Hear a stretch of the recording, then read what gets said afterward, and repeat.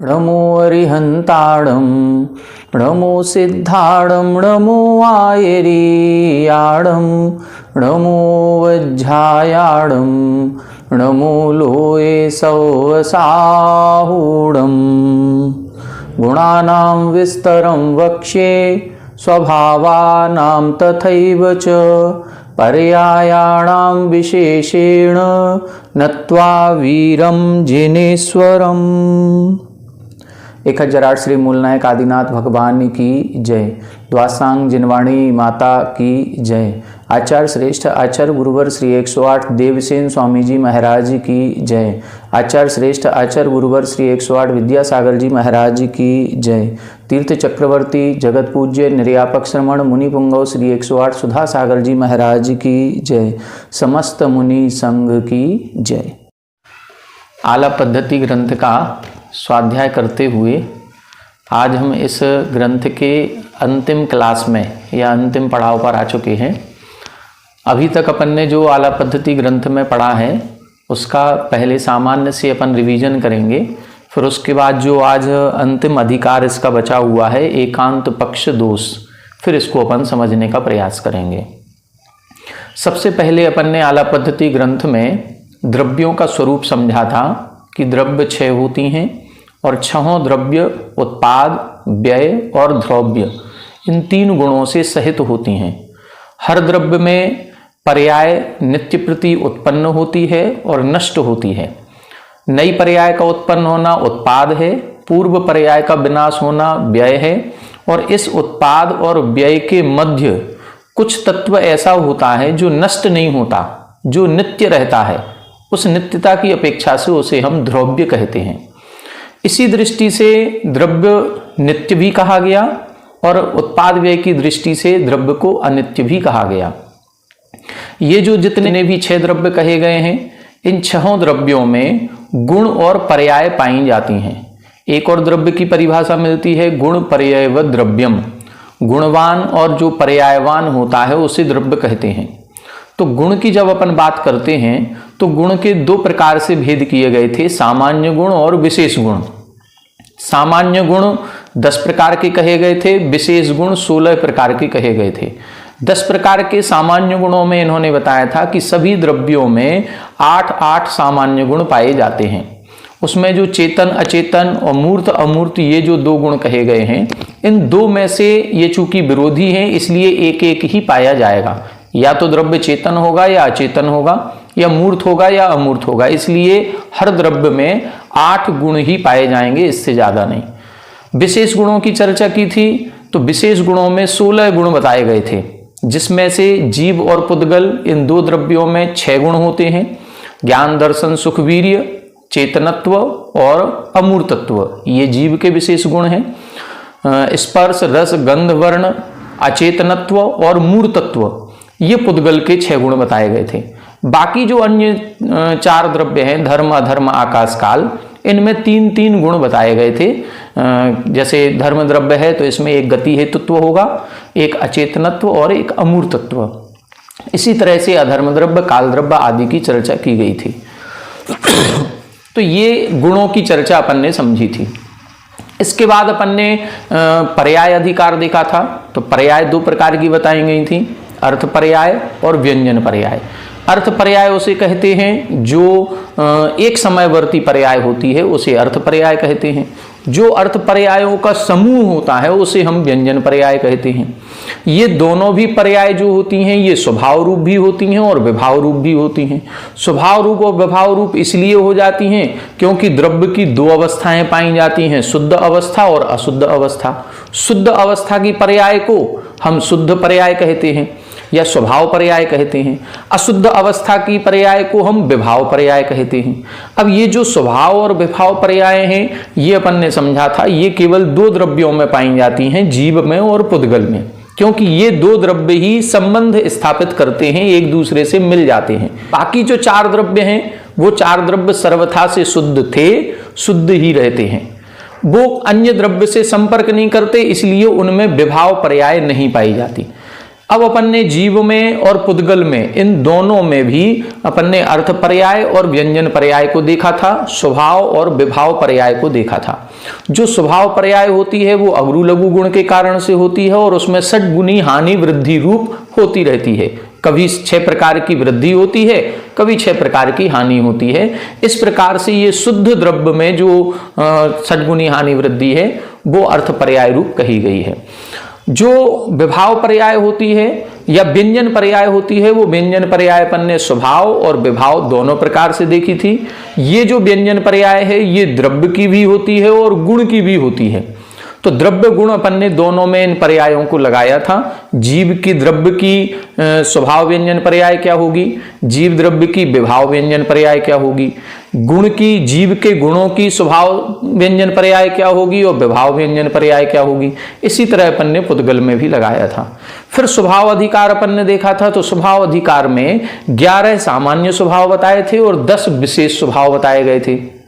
सामान्य स्वभावों में अस्ति स्वभाव, नास्ति स्वभाव, एक स्वभाव, अनेक स्वभाव, इस तरह से 11 स्वभाव बताए थे। जो जीव और पुद्गल ये 2 द्रव्य हैं, इनमें सारे के सारे 21 स्वभाव पाए जाते हैं। इनमें सभी स्वभाव होते हैं। जो धर्म, अधर्म और आकाश, ये जो 3 द्रव्य हैं, इनमें 5 प्रकार के स्वभाव नहीं होते, 16 प्रकार के स्वभाव पाए जाते हैं। ये चूंकि तीनों द्रव्य सर्वथा से शुद्ध हैं, इनमें अशुद्धता नहीं होती, इसीलिए इनमें विभाव स्वभाव नहीं है, इनमें अशुद्ध स्वभाव नहीं है, इनमें उपचरित स्वभाव नहीं है। ये हमेशा से अमूर्तिक थे तो अमूर्तिक स्वभाव होता है, मूर्त स्वभाव नहीं होता। ये अचेतन होते हैं इसलिए चेतन स्वभाव नहीं होता। एक और जो काल द्रव्य बताया था, उस काल द्रव्य में किसी भी अपेक्षा से बहुप्रदेशीपना नहीं पाया जाता। वो काल द्रव्य का जो अणु होता है वो एक प्रदेशी ही होता है, मुख्य से भी और उपचार से भी। इसीलिए वहां पर केवल 15 स्वभावों का कथन किया गया था। इन सभी स्वभावों की अपन ने व्युत्पत्ति परक परिभाषाएं पढ़ी थी। फिर इसके बाद अपन ने प्रमाण अधिकार शुरू किया था, जिसमें बताया गया था कि इन द्रव्यों को, गुणों को, पर्यायों को, स्वभावों को, इन सबको प्रमाण और नय के द्वारा जाना जाता है। प्रमाण के 2 भेद किए थे, परोक्ष प्रमाण, प्रत्यक्ष प्रमाण। परोक्ष प्रमाण के 2 भेद किए अपन ने, मति ज्ञान और श्रुत ज्ञान को परोक्ष प्रमाण कहा। प्रत्यक्ष प्रमाण के 3 भेद किए थे, अवधि ज्ञान, मनःपर्य ज्ञान, केवल ज्ञान। अवधि ज्ञान और मनःपर्य ज्ञान ये एक देश प्रत्यक्ष है, केवल ज्ञान ये सकल प्रत्यक्ष कहलाता है। अन्य अपेक्षा से प्रमाण के 2 भेद किए थे, सविकल्प और निर्विकल्प। तो सविकल्प उसको कहा था जो मनपूर्वक होते हैं, इच्छापूर्वक होते हैं। इसीलिए प्रारंभ के 4 ज्ञान, मति, श्रुत, अवधि और मनःपर्य, ये सविकल्प प्रत्यक्ष कहे गए थे। केवल ज्ञान निर्विकल्प प्रत्यक्ष कहा गया था। इसके बाद फिर इन्होंने नयों का वर्णन प्रारंभ किया था कि जो प्रमाण से वस्तु जानी जाती है उसके अंश का जो कथन करता है उसे हम नय कहते हैं। ऐसे नय 9 प्रकार के बताए गए थे, द्रव्यार्थिक, पर्यायार्थिक, नैगम, संग्रह, व्यवहार, ऋजुसूत्र, शब्द, समविरूढ़ और एवंभूत। जो द्रव्य को प्रयोजन करके कथन करता है उसको हम द्रव्यार्थिक नय कहते हैं, या जिसका उद्देश्य द्रव्य का कथन करना है वो द्रव्यार्थिक नय है।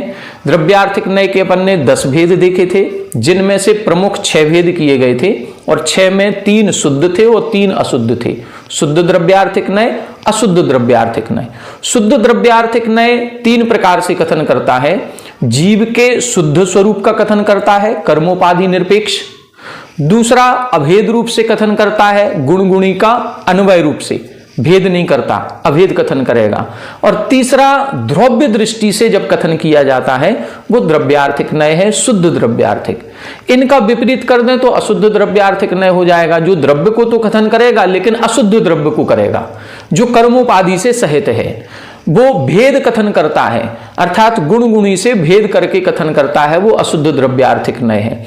इसी तरह से जो उत्पाद व्यय सापेक्ष कथन करता है, इसीलिए उसको हम अशुद्ध द्रव्यार्थिक नय कहते हैं। एक द्रव्यार्थिक नय अपन ने देखा था जो अन्वय रूप होता है, जो गुण, पर्याय, स्वभाव आदि से एक में द्रव्य को स्वीकार करता है, वो अन्वय है। एक स्वद्रव्यादि स्वद्रव्य चतुष्टय की अपेक्षा से अस्थि रूप कथन करता है, एक परद्रव्य चतुष्टय की अपेक्षा से नास्ति रूप करता है। और एक अपन ने देखा था परम भाव ग्राहक, जो द्रव्य का वास्तविक स्वरूप को ग्रहण करता है उसको हम परम भाव ग्राहक द्रव्यार्थिक नय कहते हैं। फिर पर्यायार्थिक नय के अपन ने 6 भेद पढ़े। उसमें एक अनादि नित्य, फिर सादी नित्य। अनादि नित्य में अपन ने क्या देखा था, जो मेरु पर्वत आदि की जो पौद्गलिक पर्याय हैं, वो उन पौद्गलिक पर्यायों को अनादि नित्य, ये अनादि काल से हैं और अनंत काल तक रहेंगे। सादी नित्य पर्याय में अपन ने सिद्ध परमेष्टि को देखा था कि वो सिद्धत्व की जो प्राप्ति होती है वो प्रारंभ से सहित है, लेकिन अब उस पर्याय का अंत नहीं होगा, तो उसको सादी नित्य कहा था। फिर इसके बाद पर्यायार्थिक नय के दो भेद किए गए थे, शुद्ध पर्यायार्थिक और अशुद्ध पर्यायार्थिक। ये दोनों भी दो दो प्रकार के कहे गए थे, नित्य और अनित्य। शुद्ध पर्यायार्थिक नय भी दो प्रकार का, नित्य शुद्ध, अनित्य शुद्ध। इसी प्रकार से अशुद्ध पर्यायार्थिक नय भी दो प्रकार का, नित्य अशुद्ध और अनित्य अशुद्ध। तो अपन ने ये चारों भी देखी थे। फिर इसके बाद नैगम नय के तीन भेद किए गए थे, भूत नैगम नय, भावी नैगम नय और वर्तमान नैगम नय। भूत नैगम नय का मतलब जो भूतकाल में पर्याय या घटना घटित हो चुकी है उसको हम वर्तमान में कह रहे हैं, तो भूत नैगम नय है। जैसे अपन ने कहा कि वर्धमान स्वामी आज ही दिन मोक्ष गए थे, इसी तरह से जो भविष्य में घटना घटेगी उसको आज कहना, जैसे अरिहंत भगवान ये सिद्ध ही हैं, इस प्रकार का जो कथन करता है वो भावी नैगम नय है। और जो वर्तमान पर्याय को, जो अनिष्पन्न कार्य है, जो अभी पूर्ण नहीं हुआ लेकिन उसका संकल्प कर लिया है तो वो पूर्ण होगा, अब उसको पूर्ण जैसा ही जो कथन करता है उसको हम वर्तमान नैगम नय कहते हैं। संग्रह नय के दो भेद किए गए थे, सामान्य संग्रह और विशेष संग्रह। संग्रह नय उसे कहते हैं जो सभी द्रव्यों को जाति गुण आदि का भेद किए बिना एक रूपता से ग्रहण करता है, वो संग्रह नय है। संग्रह नय में दो भेद कर दिए, सामान्य और विशेष। जब हम किसी भी गुण आदि की विशेषता नहीं लेकर के सामान्य से कहें द्रव्य, तो ये सामान्य संग्रह नय है। अब इसी में जब हम विशेषता ले लेते हैं जीव द्रव्य, एक चेतन गुण के हमने ग्रहण किया और उसको विशेषता को लेकर के कहा, तो ये विशेष संग्रह कहलाता है। व्यवहार नय उसे कहते हैं जो संग्रह नय में भेद करता है, वो व्यवहार नय है। जो सामान्य संग्रह नय के ग्रहण किए हुए पदार्थ में भेद करेगा वो सामान्य व्यवहार नय है। जो विशेष संग्रह नय के द्वारा ग्रहण किए हुए पदार्थ में भेद करेगा वो विशेष व्यवहार नय कहलाता है। जैसे अपन ने सामान्य संग्रह नय में जीव द्रव्य को लिया तो सामान्य व्यवहार में द्रव्य के भेद कर दिए, जीव द्रव्य अजीव द्रव्य। विशेष संग्रह नय में जीव द्रव्य को लिया था तो विशेष व्यवहार में उसके दो भेद कर दिए, तरस स्थावर। इस प्रकार से ये लगता है। फिर इसके बाद ऋजु सूत्र नय के दो भेद किए थे, सूक्ष्म ऋजु सूत्र और स्थूल ऋजु सूत्र। सूक्ष्म ऋजु सूत्र प्रति समय की वर्तमान पर्याय को ग्रहण करता है, स्थूल ऋजु सूत्र उसकी व्यंजन पर्याय को ग्रहण करता है, स्थूल पर्याय को ग्रहण करता है। इसके बाद शब्द नय, समाभिरूढ़ नय और एवं भूत नय, इनका कोई भेद नहीं है। शब्द नय की परिभाषा हमने बताई थी कि जो पर्यायवाची शब्दों को स्वीकार करता है और जो व्याकरणगत अशुद्धियों को ग्रहण नहीं करता है उसको हम कहते हैं शब्द नय। समाभिरूढ़ नय ये पर्यायवाची शब्दों को स्वीकार नहीं करता, हर शब्द यदि अलग अलग है तो हर शब्द का अर्थ भी अलग अलग होगा, अथवा जो हर शब्द के कई अर्थ होते हैं तो कई अर्थों में से जो विभिन्न अर्थों को छोड़ करके किसी एक अर्थ पर ही टिक जाता है उसको हम समाभिरूढ़ नय कहते हैं। एवं भूत नय वर्तमान में जो क्रिया चल रही है उस क्रिया को मुख्यतः लेकर के कथन करता है। इस प्रकार से अपन ने इन 9 प्रकार के नयों को देखा था। नयों के वर्णन के बाद फिर उपनय का वर्णन किया गया था। तो उपनय के वर्णन में 3 प्रकार के उपनय बताए थे, एक सद्भूत व्यवहार नय, एक असद्भूत व्यवहार नय और एक उपचरित असद्भूत। सद्भूत नय के दो भेद किए, शुद्ध सद्भूत, अशुद्ध सद्भूत। असद्भूत नय जो बताया गया था उसके दो भेद किए थे। तो अनुपचरित के लिए उन्होंने अनुपचरित शब्द नहीं लिखा, बाकी दूसरे भेद में उपचरित शब्द लिख दिया। तो जहां कुछ नहीं लिखा, केवल असद्भूत व्यवहार नय लिखा है, वो एक तरह से अनुपचरित असद्भूत नय है और दूसरा उपचरित असद्भूत व्यवहार नय है। इनके भी अपन ने 3 भेद पढ़े थे, स्वजाति, विजाति, स्वजाति विजाति। अब इसमें अपन ने क्या देखा था, जो सद्भूत व्यवहार नय होता है या द्रव्यार्थिक नय होते हैं ये तादात्म्य संबंध को ग्रहण करते हैं। तादात्म्य संबंध मतलब गुण गुणी का संबंध। अब जो द्रव्यार्थिक नय है वो अभेद कथन करता है और जो सद्भूत व्यवहार नय है ये भेद कथन करता है। अब द्रव्य जो है वो 2 प्रकार का है, शुद्ध द्रव्य, अशुद्ध द्रव्य। यदि हम शुद्ध द्रव्य को अभेद कथन करेंगे तो शुद्ध द्रव्यार्थिक नय और शुद्ध द्रव्य के गुण गुणी को भेद कथन करेंगे तो शुद्ध सद्भूत व्यवहार नय। यदि हम अशुद्ध द्रव्य को गुण पर्यायों से अभेद कथन करेंगे तो अशुद्ध द्रव्यार्थिक नय, और अशुद्ध द्रव्य को गुण गुणी से भेद कथन करेंगे तो अशुद्ध सद्भूत व्यवहार नय। इस प्रकार से ये दोनों नय अपन ने देखे थे, ये तादात्म्य संबंध को स्वीकार करते हैं। असद्भूत व्यवहार नय में एक संश्लेष सहित है और एक संश्लेष रहित है। दो प्रकार के संबंध। संश्लेष सहित में क्या आएगा, हम शरीर से सहित हैं, हमारी आत्मा कर्मों से सहित है। तो जब संश्लेष सहित होता है, दो द्रव्य आपस में मिल चुके हैं, तो एक द्रव्य के गुणों को दूसरे में जब आरोपण किया जाता है तो उसको हम असद्भूत व्यवहार नय कहते हैं, अनुपचरित वाला। जब उसी द्रव्य को उसी द्रव्य में उपचार किया जाता है तो स्वजाति है, अन्य द्रव्य के गुणों को अन्य द्रव्य में करेंगे तो विजाति हो जाएगा, और दोनों को मिक्स करेंगे तो स्वजाति विजाति हो जाता है। जब संयोग संबंध को स्वीकार करते हैं तो संयोग संबंध में जो पर पदार्थ हमें पृथक में दिखाई दे रहे हैं, उन पर पदार्थों को जब ग्रहण किया जाता है कि ये मेरे हैं, तो उसको बोलते हैं उपचरित असद्भूत व्यवहार नय। जब हम चेतन द्रव्यों को कहते हैं ये मेरे हैं, जैसे पत्नी है, पुत्र है, माता पिता हैं, तो हम ये कहलाएगा स्वजाति। जब धन संपत्ति आदि को मेरा कहते हैं तो कहलाएगा विजाति। और जब किसी राज्य देश आदि की बात की जाएगी जहां चेतन अचेतन दोनों प्रकार के द्रव्य हैं, वो स्वजाति विजाति असद्भूत व्यवहार नय कहलाएगा। तो इस प्रकार से ये अपन ने उपनय देखे थे। इन उपनयों के बाद फिर अपन ने नय योजनिका पढ़ी थी। कल अपन ने नय योजनिका में अब इनमें नय लगाए गए थे। जो 21 स्वभाव अपन ने पढ़े थे, वो 21 स्वभाव कौन से नय से कौन सा स्वभाव लगाना है, ये अपन ने देखा था। अब इसमें अपन देखें अस्ति स्वभाव, नास्ति स्वभाव। अस्ति स्वभाव किस कारण से है, हम स्वचतुष्टय की अपेक्षा से अस्ति हैं, पर चतुष्टय की अपेक्षा से नास्ति हैं। तो यहां पर जो द्रव्यार्थिक नय के हमने दो भेद पढ़े थे, स्व चतुष्टय को ग्रहण करने वाला और एक पर चतुष्टय को ग्रहण करने वाला।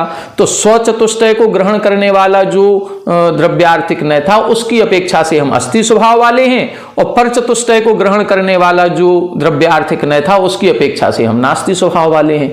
इस प्रकार से यहां पर सभी स्वभावों में नयों की योजना की गई थी कि कौन सा नय की अपेक्षा से कौन सा स्वभाव होता है।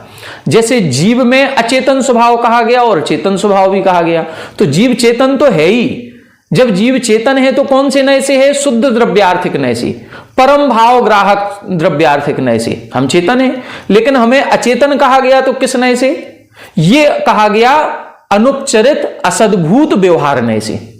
तो हम अचेतन हैं, ये अचेतन क्यों हो गए, अनुपचरित असद्भूत व्यवहार नय से हम अचेतन हो गए। कौन सा, विजाति वाला, क्योंकि अचेतन चेतन में नहीं है, ये तो पुद्गल का गुण है। पुद्गल का गुण जब जीव में आरोपित करेंगे तो कौन सा हो जाएगा, विजाति वाला। इसी तरह पुद्गल को हमने अमूर्तिक सिद्ध किया या पुद्गल को हमने चेतन सिद्ध किया तो उसमें भी इसी प्रकार करने लगेगा, यही वाला उपचरित असद्भूत व्यवहार नय। तो ये अपन ने नय योजनिका देखी थी। अब आज अपन को एक और लास्ट का जो देखना है, एकांत पक्ष दोष। ये अभी अपन ने पूरी आला पद्धति का एक सामान्य संक्षिप्त रिवीजन किया है, जिससे सारा विषय आपके रिकॉल हो जाए। अब अपन को एकांत पक्ष दोष देखना है। इसमें ये बता रहे हैं कि जो अपन ने 21 स्वभाव पढ़े थे, ये 21 स्वभाव हैं विरोधी। अस्ति नास्ति, अस्ति का विरोधी नास्ति, एक अनेक, चेतन अचेतन, मूर्त अमूर्त, सारे विरोधी हैं। एक प्रदेश अनेक प्रदेश, सब जब विरोधी हैं तो विरोधी होने पर अब हमको ऐसी बात रखनी है, जैसे अन्य प्रतिवादी जो होते हैं या अन्य दर्शनकार होते हैं, वो अन्य दर्शनकार दोनों बातें करते हैं। कोई दर्शनकार कहते हैं कि जीव चेतन है, कोई दर्शनकार जीव को अचेतन मानता है, और हम कह रहे हैं जीव चेतन भी है और अचेतन भी है, किसी अपेक्षा से चेतन है, किसी अपेक्षा से अचेतन है। तो हमने अपनी बात तो स्वीकार कर ली और अपनी बात का कथन भी कर दिया। लेकिन जब कभी ये शास्त्रार्थ होता है तो दो प्रकार से बात रखी जाती है, जिसको हम बोलते हैं खंडन मंडन। खंडन का मतलब होता है जो दूसरा बात कह रहा है, अन्य पक्षी अपनी बात कह रहा है, पहले उसकी बात का खंडन करो, फिर अपनी बात का मंडन करो। उसकी बात जो वो कह रहा है उसमें क्या दोष आ रहा है, उसमें पहले दोष निकालो, उसको बोलते खंडन करना कि तुम्हारी बात गलत है। तो गलत किस कारण से है, वो गलत सिद्ध करना है हमको कि हां आप गलत कह रहे हैं। जब हम उसकी गलत बात को सिद्ध कर देंगे कि हम गलत हैं, तो फिर वो कहेगा यदि हम गलत हैं तो सही बताओ, सही क्या है। फिर हम अपने पक्ष को रखेंगे कि सही ये है। चूंकि हम आला पद्धति ग्रंथ पढ़ रहे हैं, जैनाचार्य ने लिखा है, इसलिए पहले इन्होंने अपनी बात रख दी कि द्रव्य होता है, द्रव्य गुण पर्यायों से सहित होता है, द्रव्य उत्पाद व्यय द्रव्य से सहित होता है, द्रव्य में गुण भी हैं, पर्याय भी हैं, स्वभाव भी है, ये सब कुछ बता दिया। अब यहां पर यह खंडन किया जा रहा है कि यदि कोई अन्य पक्षी कह रहा है कि जीव को हम तो नित्य ही मानेंगे, हम अनित्य नहीं मानेंगे, तो क्या दोष आएगा? और यदि कोई कहे कि जीव को हम नित्य नहीं, हम तो अनित्य ही मानेंगे, तो क्या दोष आएगा? जीव को हम एक स्वरूपी मानेंगे तो क्या दोष आएगा? जीव को हम अनेक स्वरूपी मानेंगे तो क्या दोष आएगा? जीव को हम अस्थि रूप मानेंगे तो क्या दोष आएगा? और नास्ति रूप ही मानेंगे तो क्या दोष आएगा? हम तो क्या कह रहे हैं, जैनाचार्य कह रहे हैं अस्थि भी है और नास्ति भी है। हम तो दोनों को स्वीकार कर रहे हैं। जब दोनों को स्वीकार कर रहे हैं तो इधर तो दोष की बात ही नहीं है। लेकिन जब किसी एक ही पक्ष को स्वीकार किया जाएगा तो दोष आएगा। जैसे अपन लोग कई बार कहते हैं, जो उदाहरण दिया जाता है कि एक ही व्यक्ति पिता भी है, चाचा भी है, मामा भी है, सब कुछ है, उसके अंदर अनेक गुण हैं। अब हम क्या कह रहे हैं? हम तो ये कह रहे हैं वो अपने बेटे की अपेक्षा से पिता है, अपने भाई के बेटे की अपेक्षा से चाचा है, अपनी बहन की बेटे की अपेक्षा से मामा है। तो हमने तो अपेक्षाएं लगा दी, तो हमने सारा सिद्ध कर दिया। अब एक व्यक्ति कह रहा है नहीं ये तो चाचा ही है, ये तुम्हारा पिता हो ही नहीं सकता, ये तो हमारे चाचा हैं। दूसरा कह रहा है कि नहीं ये हमारे पिता हैं, ये चाचा नहीं है। अब क्या दोष आएगा? दोष ये आएगा कि दोनों में लड़ाई होगी, दोनों में लड़ाई होगी। वो कहेगा नहीं ये हमारे पिताजी हैं, वो कहेगा हमारे चाचा हैं, तो कहीं ना कहीं दोषी ठहर जाएंगे। बस इधर एकांत पक्ष दोष का मतलब है कि यदि हम एकांत से बात करेंगे, एक ही धर्म को स्वीकार करेंगे, तो उसमें क्या दोष आएगा। इन दोषों को अपन को पढ़ना है। बहुत सरल है, कहीं कोई कठिन नहीं है, क्योंकि हम दोषों को समझ चुके हैं, गुणों को समझ चुके हैं, सब कुछ व्यवस्था अपन ने समझ ली, तो अब दोष भी समझ में जल्दी से आ जाएंगे। देखें 126 नंबर सूत्र से प्रारंभ कर रहे हैं। 157 157 नंबर का अपना पेज है। तत्कथम, तत्कथम ये सूत्र इसलिए लिखा गया, 125 नंबर का जो सूत्र था वहां स्वभावों का कथन किया गया था। तो स्वभावों का कथन जब किया कि अस्थि स्वभाव है, नास्ति स्वभाव है, नित्य स्वभाव है, अनित्य स्वभाव है, तब इधर पूछा जा रहा है तत्कथम, ये सारे के स्वभाव, सारे स्वभाव कैसे बन जाएंगे। तब इधर लिख रहे हैं तथा ही। अब इधर सिद्ध कर रहे हैं, सर्वथा एकांतेन सतरूपस्य न नियतार्थ व्यवस्था संकरादि दोषत्वात्। पहला स्वभाव कौन सा था? अस्थि और नास्ति। तो अस्थि स्वभाव को ही यदि हम स्वीकार करें, हम नास्ति स्वभाव को स्वीकार नहीं करें, हम केवल अस्थि स्वभाव को स्वीकार करेंगे, तो क्या दोष आएगा? न नियतार्थ व्यवस्था, नियत व्यवस्था नहीं बन पाएगी संसार की। यदि हम वस्तु तत्व को सतरूप ही स्वीकार करें, अस्थि रूप ही स्वीकार करें, नास्ति रूप स्वीकार नहीं करें, तो नियत व्यवस्था नहीं बनेगी। फिर तो एक ये ही पेन हो गया, यही पेंसिल हो गई, यही कॉपी हो गया, यही कागज हो गई, यही किताब हो गई, ऐसा हो सकता है क्या? हो ही नहीं सकता। ये पेन है, पेंसिल नहीं है, ये पेन है, कॉपी नहीं है, ये पेन है, किताब नहीं है। तो जो नहीं है, जो नहीं का गुण है, वो भी हमें मानना पड़ेगा। हम कहें कि हम नहीं का गुण नहीं मानेंगे, हम तो इसी को अस्थि कहेंगे, तो फिर तो सारी व्यवस्था बिगड़ जाएगी। कई बार आप लोगों ने पूजन करते हुए देखा होगा, कई बार अपन लोगों के साथ क्या होता है कि अपन लोग मान लो सारी द्रव्य नहीं लिए, केवल चावल लिए हैं और पूजन करनी है, तो हम क्या करते हैं? वही चावल लिए, अक्षय में भी चढ़ा दिए, वही चावल लिए और क्षुधारोग विनाशनाय नैवेद्य में भी चढ़ा दिए, वही चावल लिए दीप में भी चढ़ा दिए, वही चावल धूप में भी चढ़ा दिए। अब बताओ ये चीज अच्छी है क्या? नहीं है, वो अपन ने केवल काम चला दिया। तो बस इसी तरह से दोष आएगा कि हम नैवेद्य में बोल रहे हैं नैवेद्य और दे रहे हैं चावल, हम बोल रहे हैं दीप और चढ़ा रहे हैं चावल, हम बोल रहे हैं धूप चढ़ा रहे हैं चावल। आप दुकान पर जाएं, कहने कॉपी दे दो हमें, वो पेन उठा करके दे दे, आप कहें हमें किताब दे दो, वो पेन उठा करके दे दे, तो क्या व्यवस्था बनेगी? कोई व्यवस्था नहीं बनेगी, सारी व्यवस्था ही गड़बड़ हो जाएगी। इसीलिए लिखा कि यदि सर्वथा एकांत से सतरूप ही वस्तु को माना जाए असत रूप नहीं मानेंगे तो फिर न नियतार्थ व्यवस्था, फिर नियत व्यवस्था बनेगी ही नहीं। सारे दोष, शंकर आदि 8 प्रकार के दोष होते हैं, सारे दोष उसमें गर्भित हो जाएंगे। दूसरा सूत्र देखें, तथा असत रूपस्य सकल शून्यता प्रसंगात। यदि हम वस्तु को असत रूप ही मान लें, अस्थि रूप ना मान करके केवल नास्ति रूप माने, नहीं है नहीं है नहीं है नहीं है नहीं है, केवल इसी चीज को मानेंगे तो फिर कोई वस्तु संसार में दिखेगी ही नहीं। अस्थि रूप है ही नहीं तो सब कुछ शून्य हो जाएगा, फिर इस संसार में कुछ भी नजर नहीं आएगा। न पुद्गल द्रव्य नजर आएगा, ना जीव द्रव्य नजर आएगा, ना धर्म द्रव्य दिखेगा, ना अधर्म द्रव्य दिखेगा। ये सारे के सारे द्रव्य, पहले ही अपन ने कहा उत्पाद व्यय द्रव्य युक्तम सत, सत द्रव्य लक्षणम, द्रव्य का लक्षण ही सत है। और हम असत को स्वीकार करेंगे, हम नास्ति रूप यदि गुण को स्वीकार करेंगे, हम एकांत से यही कहेंगे कि नास्ति रूप ही है, तो फिर कोई पदार्थ ठहरेगा ही नहीं, फिर तो संसार में शून्यता नजर आएगी, कुछ भी नजर नहीं आएगा। तो नास्ति में भी दोष हो गया, अस्थि में भी दोष हो गया। आगे देखें, नित्यस्य एक रूपत्वात् एक रूपस्य अर्थ क्रियाकारित्व अभावा, अर्थ क्रियाकारित्व अभावे द्रव्यस्य अपि अभावा। यदि हम एकांत से नित्य ही माने, पदार्थ नित्य ही होता है, वो अनित्य नहीं होता, पदार्थ कभी नष्ट नहीं होता, यदि हम इस तरह से मानेंगे तो एक रूप ही प्राप्त हो जाएगा, फिर परिवर्तन नहीं आएगा। हम जैसे बैठे हम वैसे ही बैठे रहेंगे, हमारे अंदर कोई परिवर्तन नहीं होगा, वस्तुओं में कोई परिवर्तन नहीं होगा, फिर तो सारा संसार ही एक रूप हो जाएगा। फिर संसार का व्यवहार कैसे चलेगा?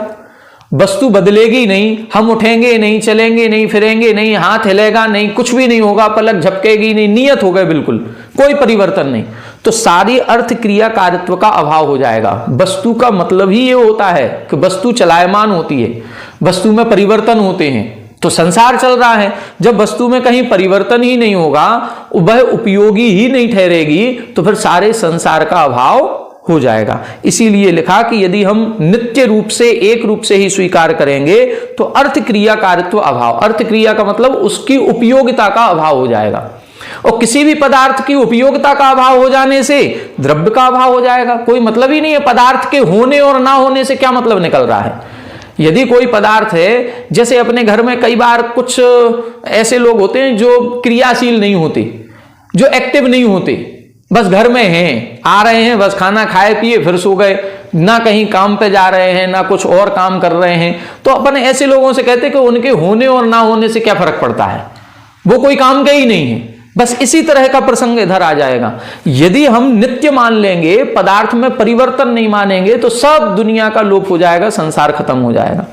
दूसरा, अनित्य पक्षेपि निर्वयनवत्वात् अर्थ क्रियाकारित्व अभावा, अर्थ क्रियाकारित्व अभावे द्रव्यस्य अपि अभावा। अब दूसरा, यदि अनित्य मान लें, द्रव्य में नित्यता नहीं मानेंगे, केवल परिवर्तन परिवर्तन परिवर्तन ही स्वीकार करेंगे, तो भी संसार का अभाव हो जाएगा। हमने कल आपको बताया था कि यदि हम आज एक दूसरे को पहचान रहे हैं तो केवल नित्यता के कारण से पहचान रहे हैं। यदि नित्यत्व हो गई नहीं, केवल अनित्यत्व ही मानोगे, तो फिर हम कैसे स्वीकार करेंगे कि आप वही व्यक्ति हैं जिनको हमने 10,000 रुपए उधार दिए थे? हम कह ही नहीं पाएंगे, फिर वो व्यवहार ही खत्म हो जाएगा, जिससे हमने जो पदार्थ दिया था, लिया था, वो सब खत्म हो जाएगा।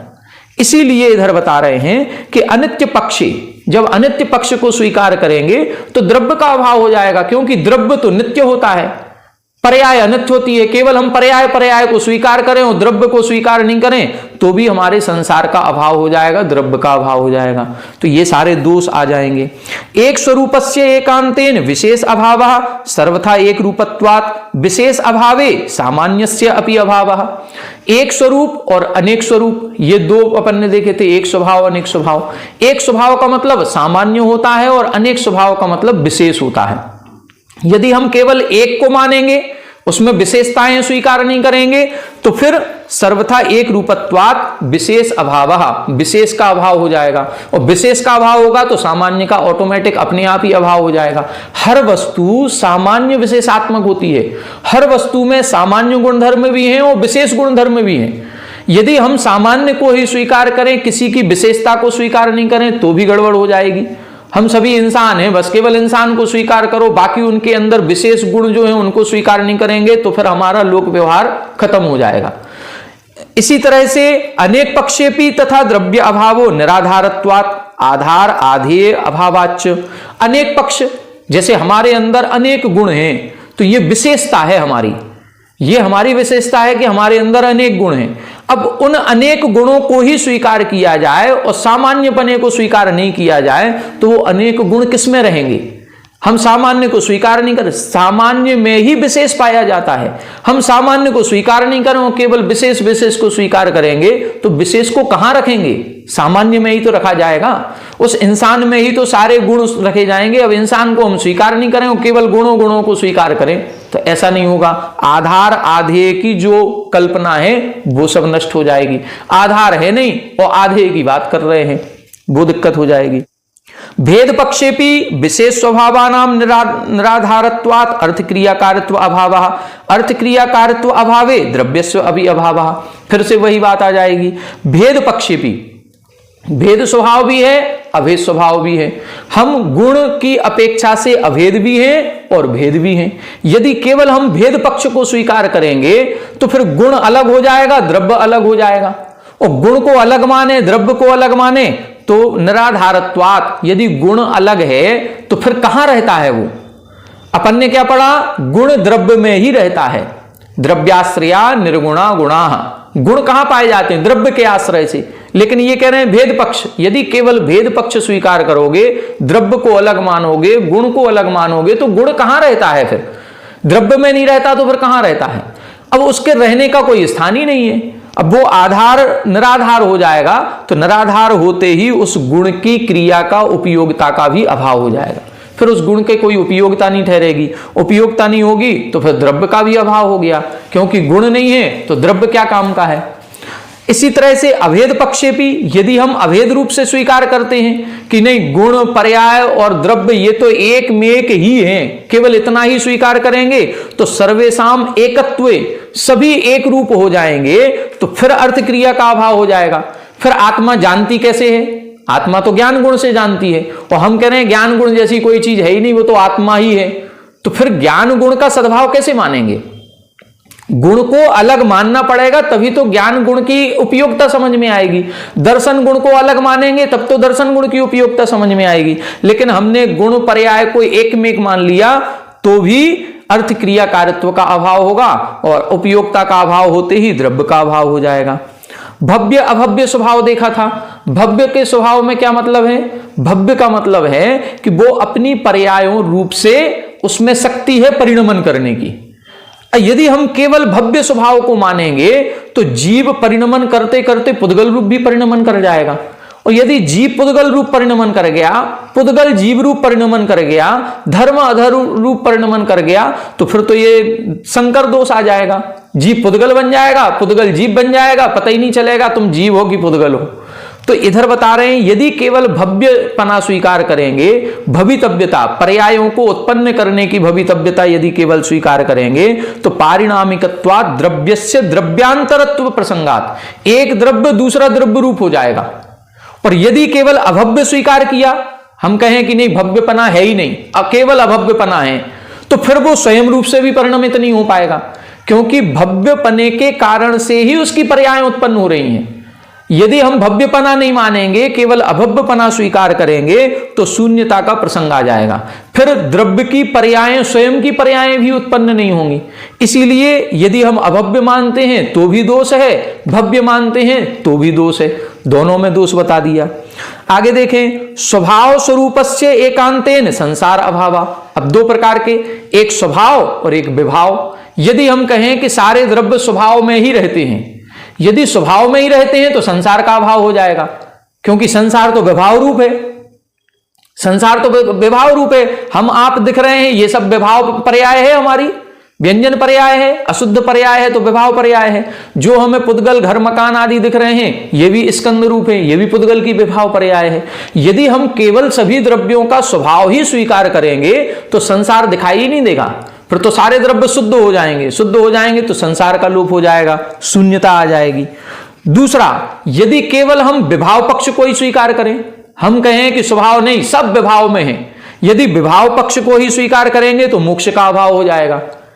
यदि हम कहें कि जीव तो विभाव में ही रहता है, तो फिर मोक्ष की प्राप्ति क्यों करना? फिर हम क्यों कह रहे हैं कि हमें शुद्ध स्वभाव की प्राप्ति करना है? जब द्रव्य में एक विभाव ही पाया जाता है, स्वभाव होता ही नहीं है, तो फिर उसको प्राप्त करने की जरूरत क्या है? मोक्ष का अभाव हो जाएगा।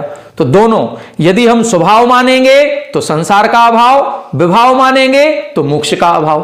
कहीं ना कहीं दोष आ रहा है, बस यही दोष अपन को दिखाना है। अब आप लोगों से पेपर में इसी तरह से पूछा जा सकता है कि यदि हम द्रव्य को केवल एक पक्ष से स्वभाव रूप ही स्वीकार करेंगे तो क्या दोष आएगा? तो आपको लिखना है कि यदि स्वभाव रूप से ही स्वीकार करेंगे तो संसार का लोप हो जाएगा, क्योंकि जो संसार दिखाई दे रहा है ये विभाव रूप है। यदि एक पक्ष से विभाव रूप ही स्वीकार किया जाए तो क्या दोष आएगा? तो मोक्ष का अभाव हो जाएगा, फिर मोक्ष जाने की जरूरत ही नहीं है। फिर मोक्ष क्यों है? मोक्ष क्या चीज है? मोक्ष तो स्वभाव को प्राप्त करने का नाम है, और स्वभाव होता ही नहीं है, विभाव ही होता है, तो फिर मोक्ष की जरूरत ही नहीं है। आगे देखें, सर्वथा चैतन्यम एव इति युक्ते सर्वेषां शुद्ध ज्ञान चैतन्य अवाप्ति ही स्यात् तथा सति ध्यानम ध्येयम ज्ञानम ज्ञेयम गुरु शिष्य आदि अभावः। यहां बता रहे हैं एक चेतन स्वभाव है, एक अचेतन स्वभाव है। यदि हम द्रव्य को चैतन्य स्वरूप ही स्वीकार करें कि द्रव्य तो चेतन स्वरूप ही होता है, यदि चेतन रूप स्वरूप ध्यान कर लिया, हमने मान लिया कि शुद्ध चेतनता जो होती है उसी रूप है, तो फिर अब ध्यान किसका करें और ध्येय कौन होगा? यदि आत्मा हमारी शुद्ध चेतन हो गई तो अशुद्ध चेतन नहीं रही, तो अभी जैसे हम अशुद्ध हैं तो हम शुद्ध आत्मा का ध्यान करते हैं, अरिहंतों का ध्यान करो, सिद्धों का ध्यान करो। लेकिन हम भी यदि शुद्ध चेतन जैसे हो गए तो फिर ध्यान किसका करेंगे? तो ध्यान का ध्येय का अभाव हो जाएगा, ज्ञान का ज्ञेय का अभाव हो जाएगा, गुरु शिष्य बनाने की जरूरत नहीं पड़ेगी। आप भी शुद्ध हो और हम भी शुद्ध हैं, तो हम आपके गुरु क्यों बनेंगे और आप हमारे शिष्य क्यों बनोगे? सब बराबर हो गए ना। तो सब बराबर होते ही ये सब खत्म हो जाएगा। तो यदि हमने केवल चेतनता को स्वीकार किया, शुद्ध चेतनता को, तो ये सारे संबंध बेकार हो जाएंगे। और यदि अचेतन पक्षेपी, यदि हम केवल अचेतन को स्वीकार करें कि अचेतनता ही है और कुछ नहीं, तो क्या होगा? सकल चैतन्य उच्छेदा स्यात्। केवल अचेतनता को स्वीकार करेंगे तो जीव का अभाव हो जाएगा, फिर जीव रहेगा ही नहीं, सारे पदार्थ अचेतन हो जाएंगे। यदि केवल हम अचेतनत्व गुण को ही स्वीकार करेंगे तो जैसे धर्म द्रव्य अचेतन है, अधर्म द्रव्य अचेतन है, पुद्गल अचेतन है, ऐसे जीव भी अचेतन हो जाएगा। फिर तो इस संसार में कुछ चलने फिरने जैसा, जानने देखने जैसा रह ही नहीं जाएगा। कौन जानेगा और किसको जानेगा? सब अचेतन हो जाएंगे, तो भी दोष हो जाएगा। यदि केवल एकांत से मूर्त मान लिया जाए, मूर्तस्य एकांतेन आत्मनु न मोक्षस्य अवाप्ति स्यात्। यदि हम कहें कि आत्मा तो मूर्तिक ही है क्योंकि कर्मबंध से सहित है, यह अमूर्तिक होती ही नहीं, यदि मूर्तिक ही मानोगे तो मोक्ष का अभाव हो जाएगा, क्योंकि मोक्ष में तो आत्मा अमूर्तिक हो जाती है। और हम मूर्तिक मान रहे हैं तो कर्मबंध से क्यों छूटेंगे? फिर कभी नहीं छूटेंगे, हमेशा कर्मबंध बना रहेगा, तो मोक्ष का अभाव हो जाएगा। और यदि हम केवल सर्वथा अमूर्त मान लें कि आत्मा अमूर्तिक ही होती है तो संसार का नाश हो जाएगा। फिर संसार में ये आत्मा कौन सी दिख रही है? यदि आत्मा अमूर्तिक है तो ये शरीर के साथ, कर्मों के साथ कौन सी है? फिर तो इसका अभाव हो जाएगा। तो मूर्त में भी मोक्ष का अभाव और अमूर्त मानने पर संसार का अभाव। आगे देखें, एक प्रदेशस्य एकांतेन अखंड परिपूर्णस्य आत्मनो अनेक कार्यकारित्व एव हानि स्यात्। एक प्रदेश और अनेक प्रदेश, हमारी आत्मा में है तो प्रदेश अनेक, असंख्यात प्रदेश हैं, लेकिन ये अखंड हैं, इस कारण से हम एक प्रदेशी हैं। यदि हम एक प्रदेशी ही माने, अनेक प्रदेश नहीं माने, तो फिर इस आत्मा के द्वारा जो अनेक कार्य किए जाते हैं उनका अभाव हो जाएगा। अनेक कार्य, जैसे अपन लोग हैं, हाथ अलग काम कर रहा है, आंखें अलग काम कर रही हैं, कान अलग काम कर रहा है, पैर अलग काम कर रहे हैं। अपन कभी गाड़ी ड्राइव करो तो सारे हाथ पैर सब काम करते हैं। इस पैर से क्लच दबाना है, इस पैर से ब्रेक लगाना है, इससे स्टीयरिंग संभालनी है, सब काम अलग, आंखों से देखने का काम। यदि हम एक रूप ही स्वीकार करेंगे तो आत्मा अनेक कार्य कैसे कर पाएगी? कर ही नहीं पाएगी, क्योंकि एक रूप है। और यदि हमने अनेक मान लिया, सर्वथा अनेक प्रदेश मान लेंगे, तो फिर भी वही दोष फिर आ जाएगा, स्वस्वभाव शून्यता प्रसंगात। क्योंकि आत्मा को अनेक प्रदेशी मान लेने से फिर सुख दुख का अनुभवन एक सा नहीं होगा। यदि हम अलग अलग मान ले तो हाथ में अलग सुख का अनुभव होगा, इस हाथ में दुख का अनुभव होगा। ऐसा होता है क्या? नहीं होता। ऐसा नहीं है कि इस हाथ में गर्मी लगे, इस हाथ में सर्दी लगे। नहीं, आत्मा अखंड है। यदि सुख होगा तो पूरे आत्म प्रदेशों में होगा, दुख होगा तो पूरे आत्म प्रदेशों में होगा। तो अखंडता स्वीकार करना भी जरूरी है और खंड खंडपना स्वीकार करना भी जरूरी है। यदि हम नहीं मानते हैं तो दिक्कत आएगी। शुद्धस्य एकांतेन आत्मनु, शुद्ध स्वभाव और अशुद्ध स्वभाव। यदि हम आत्मा को एकांत से शुद्ध ही माने तो फिर कर्म मल कलंक अवलेपा सर्वथा निरंजनत्वात्, फिर कर्म मल कलंक को क्यों माना? यदि आत्मा शुद्ध ही है तो फिर हमारी आत्मा कर्मों से सहित कैसे हो गई? होगी नहीं, फिर तो हम कर्मों से रहित हो जाएंगे यदि शुद्ध है तो। और यदि आत्मा को सर्वथा अशुद्ध माना जाए तो मोक्ष का अभाव हो जाएगा, फिर शुद्ध प्राप्त करने की क्या आवश्यकता है? यदि हम सर्वथा अशुद्ध हैं, अशुद्ध ही रहेंगे तो फिर ये मोक्ष मार्ग का उपदेश क्यों दिया? फिर आत्मा को शुद्ध बनाने का उपदेश क्यों दिया? फिर इसका अभाव हो जाएगा। आगे देखें, उपचरित एकांत पक्षेपि नात्मज्ञता संभवती नियमित पक्षत्वात्। उपचरित स्वभाव बताया था। उपचरित स्वभाव में क्या बताया था? जैसे सिद्ध परमेष्ठी उपचार से परज्ञता, सर्वज्ञ हैं। अपन क्या कहते हैं? सिद्ध परमेष्ठी तीनों लोकों को जान रहे हैं, ये उपचार से। और स्वभाव से तो वो अपनी आत्मा को ही जान रहे हैं। यदि हम उपचार को ही मानेंगे, हम केवल उपचार को स्वीकार करें, स्वभाव को स्वीकार नहीं करेंगे, तो उपचार को स्वीकार करते ही केवल सिद्ध परमेष्ठी पर में ही लगे रहेंगे, फिर आत्मा का सुख कहां मिलेगा उनको? फिर उन्होंने सिद्धत्व की प्राप्ति की, अनंत सुख की प्राप्ति की, आत्मा में लीन है, ये सारी बातें बेकार हो जाएंगी, फिर उनको सुख नहीं मिलेगा, वो तो फिर और दुखी हो जाएंगे। तीनों लोक झलक रहे हैं और तीनों लोगों को जानेंगे, देखेंगे तो नरकियों के दुखों को देख करके उनको दुख होने लगेगा और देवों के सुख को देख करके उनको सुख होगा। तो फिर वो दुखी होंगे कि सुखी होंगे? गड़बड़ हो जाएगी सारी। तो उपचार पक्ष यदि केवल एक मानोगे तो फिर आत्मज्ञता नहीं रहेगी। फिर हम ये क्यों कहेंगे कि वो अपनी आत्मा में लीन है? नहीं रहेगी। और यदि हमने अनुपचरित पक्ष मान लिया, स्वभाव मान लिया, ये मान लिया कि वो तो स्वभाव से अपने में ही लीन है, वो तीनों लोगों को नहीं जानते देखते, तो फिर ये सर्वज्ञपने का भाव हो जाएगा। फिर इतने सारे ग्रंथ लिखे गए और उसमें बताया गया कि केवली भगवान ने ये कहा, केवली भगवान ने ये जाना, केवली भगवान ने स्वर्ग लोक बताया, केवली भगवान ने नरक बताए, ये सबका भाव हो जाएगा। जब वो अपनी आत्मा को जान रहे हैं, वो पर को जान ही नहीं रहे हैं, तो देवलोक का स्वर्गों का उपदेश किसने दिया? फिर नंदीश्वर द्वीप है, असंख्यात द्वीप समुद्र है, ये उपदेश किसने दिया? जब वो अपनी आत्मा को जानते हैं तो इनको किसने जाना? उसका लोप हो जाएगा। तो इधर कहीं ना कहीं हर एक पक्ष में कोई ना कोई दोष पाया जाता है। बस इसी दोष का नाम है एकांत पक्ष दोष। इसीलिए हमारे आचार्यों ने कहा हम दोनों बातें स्वीकार करेंगे। निश्चय नय से, शुद्धता की दृष्टि से, अनुपचरित नय से वो आत्मज्ञ हैं और उपचार की दृष्टि से वो परज्ञ हैं, सर्वज्ञ हैं। हमने दोनों बातें स्वीकार कर ली। पर्याय दृष्टि से अनित्य है, द्रव्य दृष्टि से नित्य है। हमने दोनों बातें स्वीकार कर ली, तो हमारे कहीं भी कोई भी दोष नहीं आएगा। बाकी अन्य जो भी वादी प्रतिवादी हैं, उनके एकांत पक्ष मानने पर ये निम्न प्रकार से दोष आएंगे ही आएंगे। इस प्रकार आज अपनी ये आलाप पद्धति ग्रंथ पूरा हो गया। अब कल से अपन सर्वार सिद्धि ग्रंथ प्रारंभ करेंगे, जो अपना पहला, दूसरा, तीसरा अध्याय है उसको प्रारंभ करेंगे। आप लोग कल से सर्वार सिद्धि ग्रंथ लेकर के बैठिएगा। आज इतना ही।